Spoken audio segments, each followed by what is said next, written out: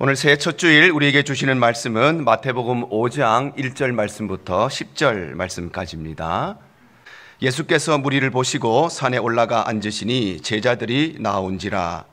입을 열어 가르쳐 이르시되 심령이 가난한 자는 복이 있나니 천국이 그들의 것이며 애통하는 자는 복이 있나니 그들이 위로를 받을 것이며 온유한 자는 복이 있나니 그들이 땅을 기업으로 받을 것이며 의에 줄이고 목마른 자는 복이 있나니 그들이 배부를 것이며 긍휼히 여기는 자는 복이 있나니 그들이 긍휼히 여김을 받을 것이며 마음이 청결한 자는 복이 있나니 그들이 하나님을 볼 것이며 화평하게 하는 자는 복이 있나니 그들이 하나님의 아들이라 일컬음을 받을 것이며 의를 위하여 박해를 받는 자는 복이 있나니 천국이 그들의 것임이라. 아멘.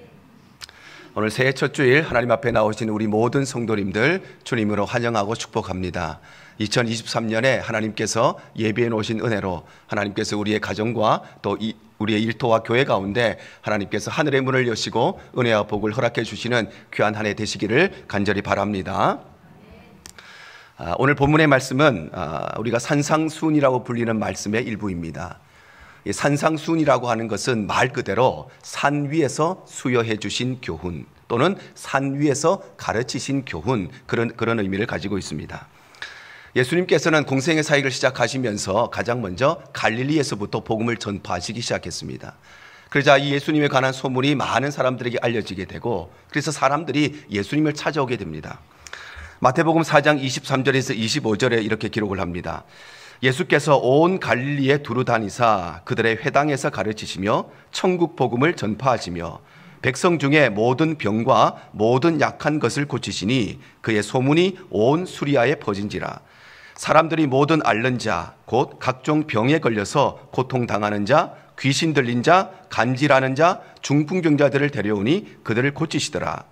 갈릴리와 데가볼리와 예루살렘과 유대와 요단강 건너편에서 수많은 무리가 따르니라 말씀합니다.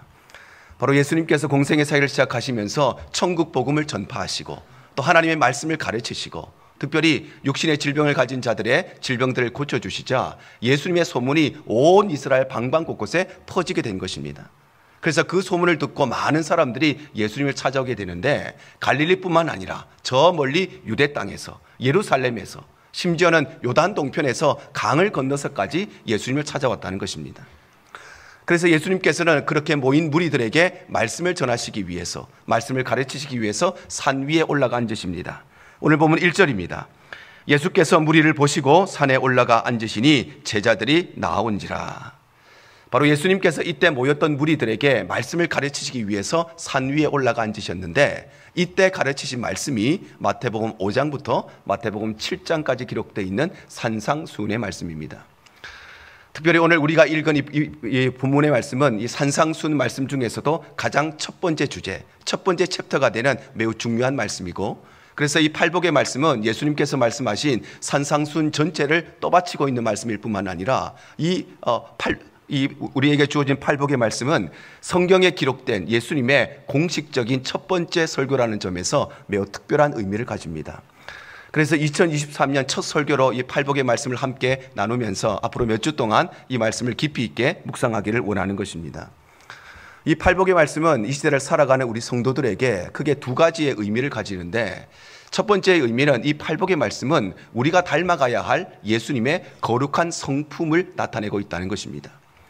그래서 많은 신학자들이 이 팔복을 예수님의 초상화라고 부르기도 합니다. 왜냐하면 각각 흩어져 있는 많은 조각들을 합치면 하나의 멋진 그림이 되는 것처럼 이 팔복의 말씀을 모두 다 합쳐놓으면 이것이 바로 예수님의 거룩한 성품, 예수님의 거룩한 인격을 나타내기 때문입니다.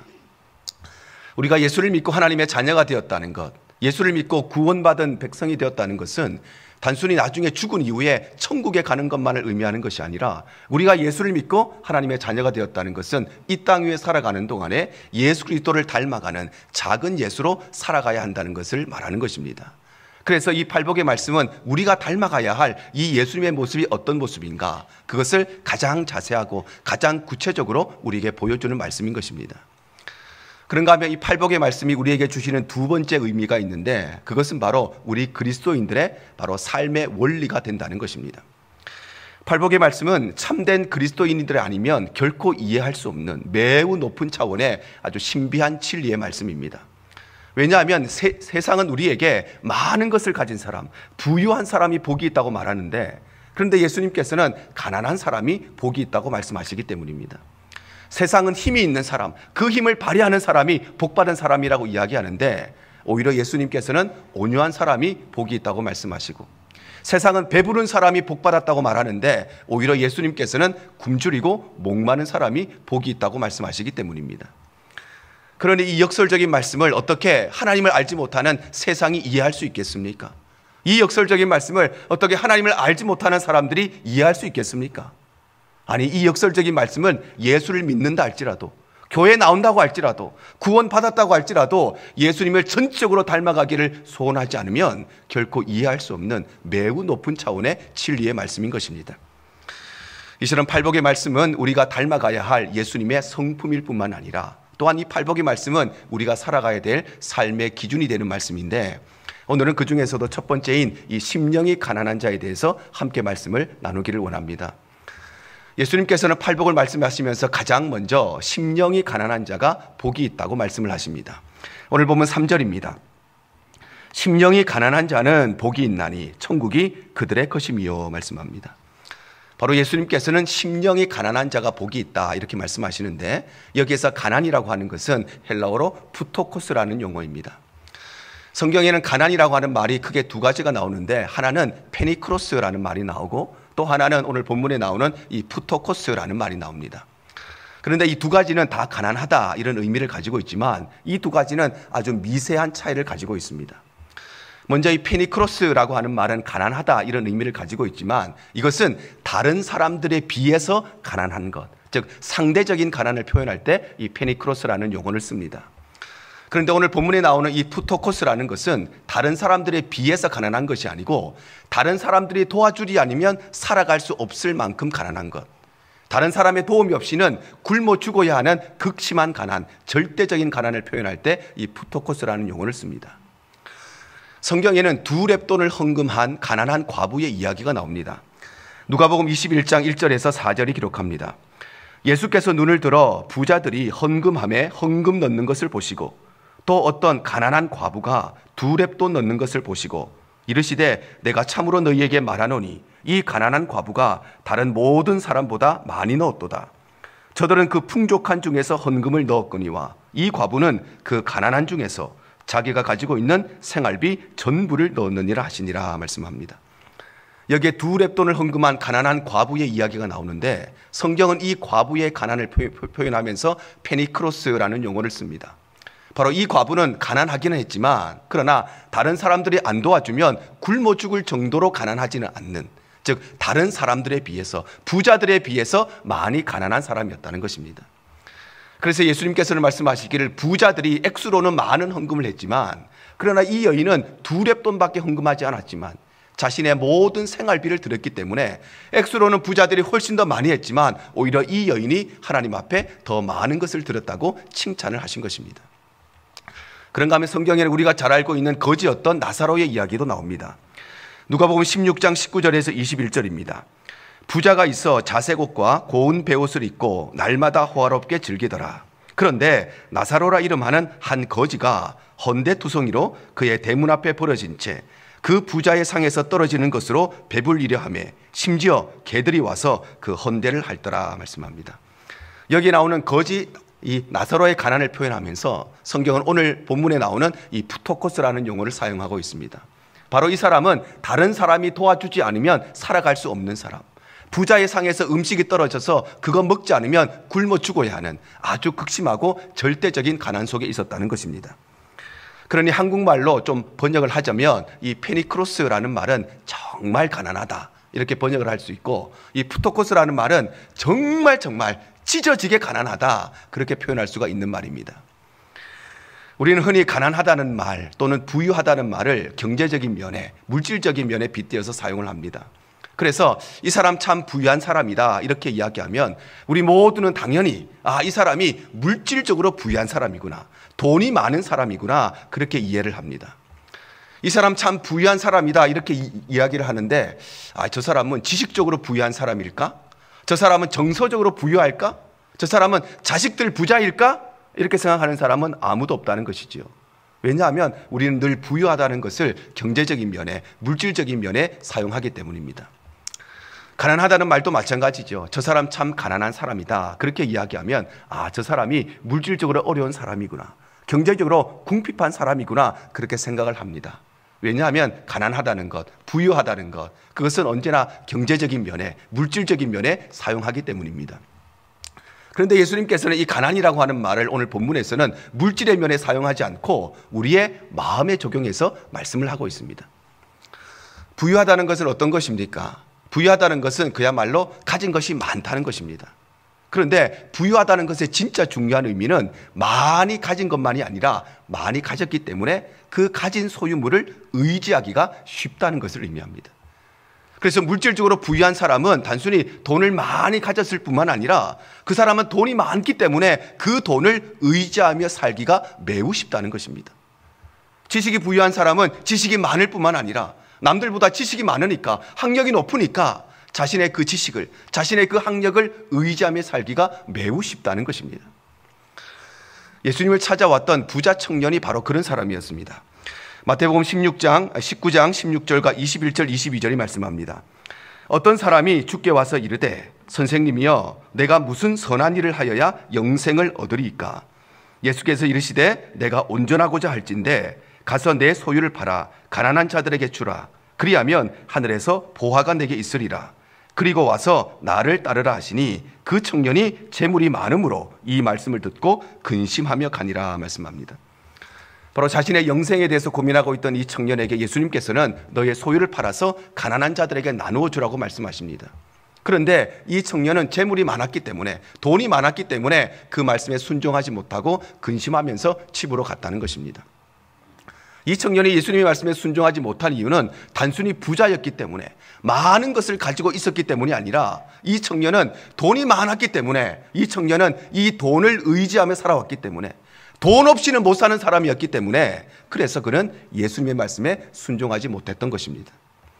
그래서 예수님께서 이렇게 말씀하십니다. 마태복음 19장 23절과 24절입니다. 예수께서 제자들에게 이르시되 내가 진실로 너희에게 이르노니 부자는 천국에 들어가기가 어려우니라. 다시 너희에게 말하노니 낙타가 바늘귀로 들어가는 것이 부자가 하나님 나라에 들어가는 것보다 쉬우니라 말씀합니다. 바로 예수님께서는 부자가, 돈이 많은 사람이 천국에 들어가는 것은 낙타가 바늘구멍으로 들어가는 것보다 어렵다고 말씀을 하시는 것입니다.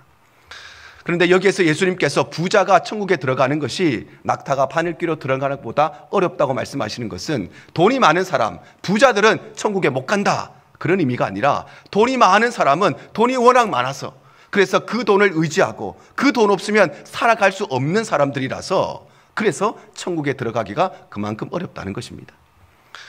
이제는 우리 인간은 남들보다 조금만 더 돈이 많으면 그 돈을 의지하고 살고, 남들보다 지식이 조금만 더 많으면 그 알량한 지식을 의지하고 살고, 남들보다 학력이 조금만 더 높으면 자신의 그 알량한 학력을 의지하고 살아가는 것이 우리 인간의 연약한 모습인 것입니다.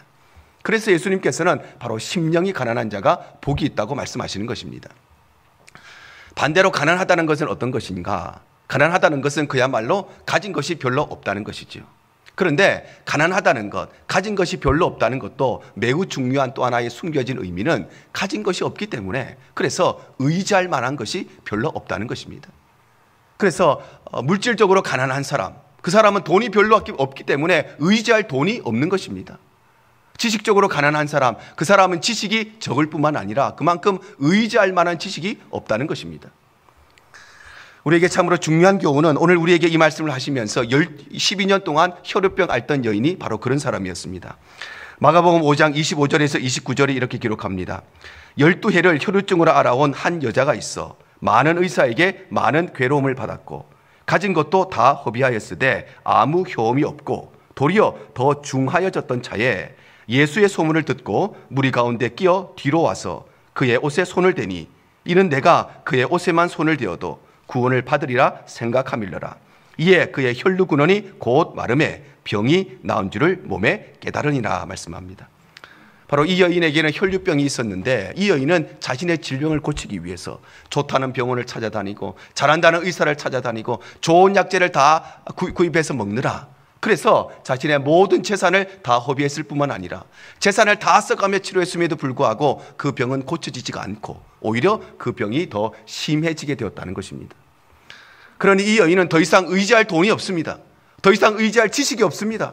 더 이상 의지할 사람도 없습니다. 더 이상 의지할 것이 아무것도 없었기 때문에, 그래서 예수님만 의지하는 마음으로, 예수님만 붙드는 심령으로 예수님의 옷깃을 만질 때에 이 여인은 어떠한 것으로도 고침받지 못했던 자신의 질병을 하나님의 은혜로 치유되고 회복되는 은혜를 경험하게 되는 것입니다.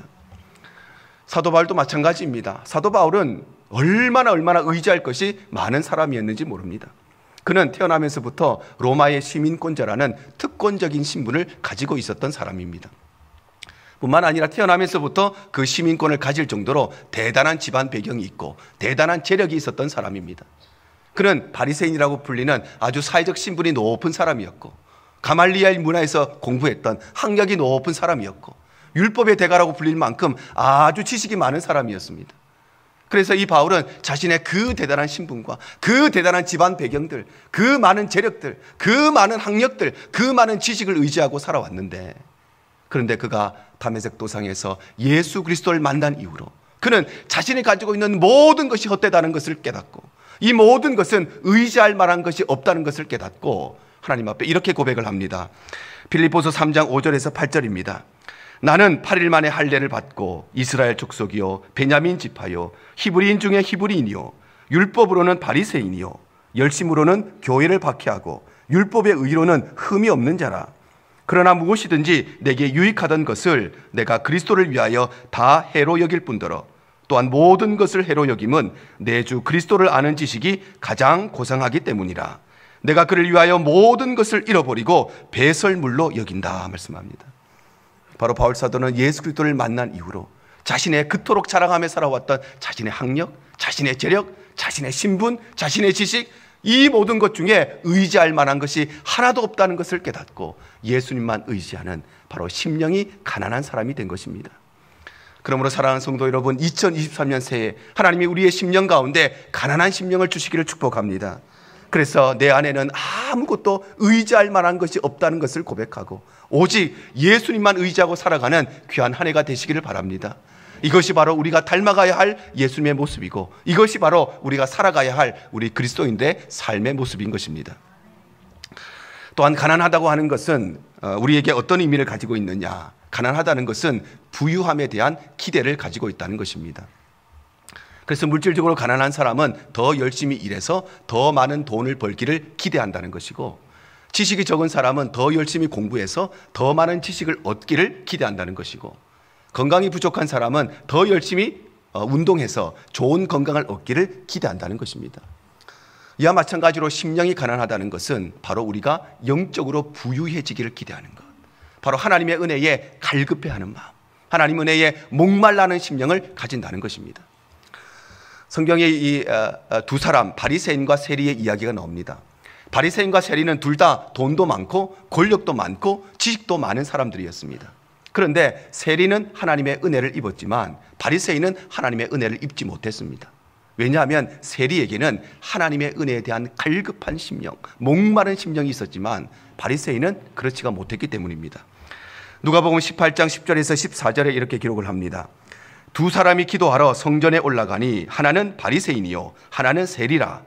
바리새인은 서서 따로 기도하여 이르되 하나님이여 나는 다른 사람들 곧 토색, 불의, 간음하는 자들과 같지 아니하고 이 세리와도 같지 아니함을 감사하나이다.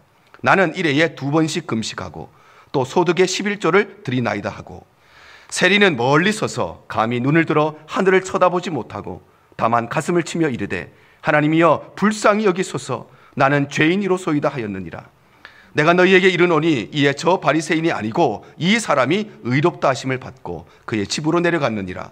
무릇 자기를 높이는 자는 낮아지고 자기를 낮추는 자는 높아지리라 하시니라 말씀합니다. 바로 이 두 사람은 다 돈도 많았습니다. 권력도 많았습니다. 지식도 많았습니다. 그런데 이 사람의 차이는, 바리새인은 자신이 가지고 있는 그 물질의 부유함에 취해서 자신이 가지고 있던 지식의 부유함에 취해서 그래서 하나님을 향한 갈급한 심령을 잃어버렸다는 것입니다. 그런데 세리는 똑같이 돈도 많고 지식도 부유하고 권력도 있는 사람이었는데 그 부유함에 매몰되지 않고 그 부유함 때문에 하나님을 향한 갈급한 마음을 잊지 않았기 때문에 그래서 세리는 하나님의 은혜를 입었던 것입니다. 제가 한국에서 목회할 때 일입니다. 그때 제가 매달 진행되는 우리 새가족 강의를 했는데 한 번은 4주 동안 진행되는 우리 새가족 강의가 모두 마치고 한 할머니가 찾아오셨습니다. 그때 우리 새가족 강의에 적으면 한 50명, 많으면 100명 정도 이렇게 강의를 들으셨는데 이 할머니는 4주 동안 가장 앞자리에서 가장 열심히 적어가며 강의를 들으신 분이셨습니다. 그리고 4주의 강의를 다 들으시고 저에게 오셔서 참 목사님 수고 많으셨다고 그렇게 격려를 해 주셨습니다. 잠깐 이야기를 나누는데 이 할머니는 40년 동안 절에 다니셨던 할머니인데 그의 따님이 먼저 예수를 믿고 교회에 오시게 되고 오랜 시간 동안 이 친정어머니의 구원을 위해서 기도하던 중에 하나님이 은혜를 베푸셔서 이 할머니도 교회에 오시게 되고 또 교회에 등록하셔서 강의를 들으시고 예수를 믿게 되셨다는 것입니다. 그러면서 자신의 삶을 이야기하시고 가시면서 저에게 마지막으로 하신 말씀이 있는데 제 평생에 잊지 못할 이 할머니의 간증을 말씀해 주셨습니다. 그것은 다름 아니라 목사님, 제가 40년 동안 절에를 다녔는데 40년 동안 절에 다니면서 깨닫지 못했던 진리를 이 4주 동안 말씀을 들으면서 하나님의 진리를 깨달았습니다. 사랑하는 성도 여러분, 하나님은 어떤 사람에게 은혜를 베푸시느냐? 하나님은 하나님의 은혜에 갈급해하는 사람, 하나님의 은혜에 목말라 하는 사람, 하나님의 역사와 하나님의 일하심에 기대와 소망을 가지고 있는 사람, 그런 사람에게 하나님은 은혜를 베푸시는 것입니다. 사랑하는 여러분, 이 아침에 교회에 나오면서 어떤 마음으로 오셨습니까? 정말 하나님의 은혜에 대한 갈급한 심령을 가지고 하나님은 오늘 또 나의 기도를 들으시고 내 삶에 역사하실 기대와 소망을 가지고 하나님 앞에 나오셨습니까? 아니면 오늘 새해 됐으니까 늘 하던 대로 별 생각 없이 오늘 주일이니까 그냥 예배에 나오셨습니까? 사랑하는 성도 여러분, 하나님이 우리의 마음 가운데 하나님의 은혜에 대한 갈급한 심령, 내 삶에는 내 존재 앞에는 내가 가진 것은 아무것도 의지할 것이 없고 하나님만 의지하는 그 갈급한 심령 주시기를 간절히 축복합니다. 그래서 2023년 우리 모두의 삶이 바로 심령이 가난한 자의 삶이 되시기를 바랍니다. 그럴 때에 하나님께서는 우리의 심령 가운데 갑절의 은혜와 복으로 우리 개개인과 우리 가정과 일도와 교회 가운데 하나님께서 은혜를 베푸시는 것입니다. 오늘 말씀을 정리하고자 합니다. 심령이 가난하다고 하는 것은 하나님께서 내 삶에 채우실 하나님의 역사를 기대하는 마음으로 내 마음을 깨끗하게 비우는 것을 의미합니다. 가끔씩 백화점에 가서 내 마음에 쏙 드는 옷을 삽니다. 그리고 집에 와서 그 옷을 걸려고 옷장을 열면 옷이 얼마나 많은지 걸을 데가 없습니다. 그런데 참 놀라운 사실은 외출하려고 옷장을 열면 입을 옷이 없는 기적의 역사가 나타납니다. 오랜만에 신발을 하나 삽니다. 그 신발을 집에 와서 신발장에 넣으려고 신발장에 문을 열면 신발이 얼마나 많은지 넣을 데가 없습니다. 그런데 참 놀라운 사실은 교회에 오려고 신발 신으려고 문을 열면 신을 신발이 없는 기적이 일어납니다. 여러분, 왜 그럴까요? 왜 그럴까요? 그 이유는 다름 아니라 입지도 않는 쓸데없는 옷들이 옷장에 가득 차 있기 때문에, 그래서 새 옷을 걸 데가 없는 것입니다.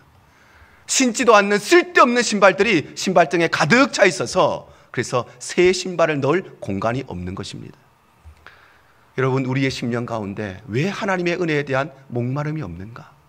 왜 하나님의 말씀에 대한 갈급함이 없는가? 왜 하나님의 일하심에 대한 기대와 소망이 없고 우리의 신앙에 열정이 없는가? 그것은 다름 아니라 우리의 심령 가운데 쓸데없는 것들이 가득 차 있기 때문입니다. 바로 이 땅의 육신의 정욕과 안목의 정욕과 이생의 자랑이 우리의 심령 가운데 가득 차 있어서 목마른 심령이 들어올 자리가 없는 것입니다. 자식에 대한 마음, 돈에 대한 욕심의 마음, 이 땅의 것에 대한 그 욕심의 마음이 우리의 심령 속에 가득 차 있어서 그래서 하나님의 일하심에 대한 기대하는 마음이 들어올 자리가 없는 것입니다. 우리의 마음 가운데 나를 알아주기 원하고 내 직분 알아주기 원하고 내 말빨 알아주기 원하고 내 영향력을 알아주기 원하는 교만한 마음이 우리의 심령 속에 가득 차 있어서 그래서 하나님의 일하심에 대한 그 갈급한 마음, 그 목마른 심령이 우리의 심령 가운데 들어올 자리가 없는 것입니다. 사랑하는 성도 여러분, 2023년을 시작하면서 우리 안에 우리의 심령을 가득 채우고 있는 모든 쓸데없는 것들 다 십자가 앞에 내려놓으시기를 바랍니다.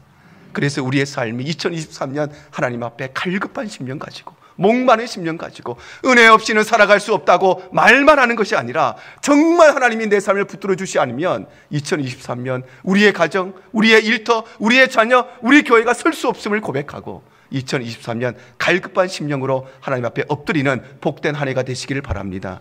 그래서 우리의 마음이 깨끗하게 비워질 때에 하나님께서는 우리의 심령과 우리의 삶과 교회 가운데 하나님의 놀라운 은혜와 복으로 충만하게 흘러넘치도록 채워주실 줄 믿습니다.